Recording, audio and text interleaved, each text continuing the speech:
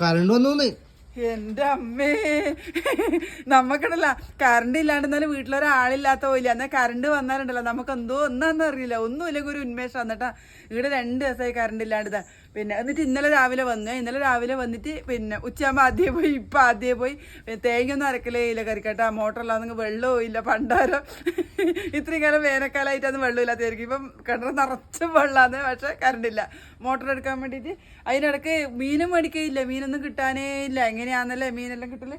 ഇനിയിപ്പോൾ പപ്പാടുണ്ടല്ലോ മീനെല്ലാം കൂട്ടാൻ വെറിയായി പോയിട്ട് പപ്പാടം പിന്നെ കൊണ്ടുവന്ന് മീനായി കേട്ടോ. നിങ്ങളുടെ നാട്ടിലെന്താ ഇതിന് പറയാ? എന്താ ഇത് മുറിക്കോ? ഇത് ഇങ്ങോട്ട് എന്താ പറയില്ല അറിയാം. പിന്നെ ചാമ്പാൻ അയില പറയും, അയില ചാമ്പാൻ. ഇത് ഈടൊരു മുള്ളിലൊരു മീനാണ് കേട്ടോ. ഇതങ്ങനെ കട്ട് ചെയ്ത് കളയണേ മീൻ. നല്ല ടേസ്റ്റാന്ന് പറഞ്ഞേക്കാം. ഗിരച്ച് കൂട്ടയില്ല കേട്ടോ. നമുക്ക് കുഞ്ഞു കുഞ്ഞു മീനേ വിടും. പിന്നെ കറണ്ട് വരുമ്പോൾ ഒരു സന്തോഷം. നിങ്ങൾക്കെല്ലാം ഇങ്ങനെ മഴ പെയ്താൽ കറണ്ട് പോലെ എവിടെയെങ്കിലും ഒരു കാറ്റ് വീശിയാൽ മതി. തളിപ്പറമ്പ് മുനിസിപ്പാലിറ്റിയിൽ എവിടെയെങ്കിലും കാറ്റ് വീശിയാൽ മതി. നമുക്ക് കറണ്ട് ഉണ്ടാവില്ല കേട്ടോ.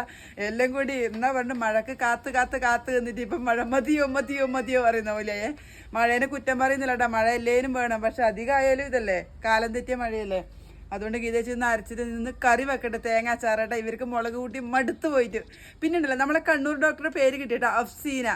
ഇന്നലെ ഞാൻ പേര് വന്ന് തെറ്റിപ്പോയി. എൻ്റെ മോള് പറഞ്ഞിന് അഫ്സീന എന്നാന്ന് പേര് കേട്ടോ. നമുക്ക് ഒരു വിഷയം. എന്നാൽ പിന്നെ നമ്മൾ ഉണ്ടപ്പുണ്ട് കേട്ടോ. ഇവിടെ കാത്ത് നിൽക്കുന്നത് മീന് വേണ്ടിയിട്ട്. കുറേ ദിവസമായി മീനില്ലാത്തതാണ്. അതുകൊണ്ട് അതിന് മീനിൻ്റെ തല കൊടുക്കണം. ഗീതേച്ചിക്ക് ഇനി മീൻ മുറിക്കാനുണ്ട്. എന്നാൽ പിന്നെ നാളെ കുഞ്ഞ് വീഡിയോ ആയിട്ട് വരാം.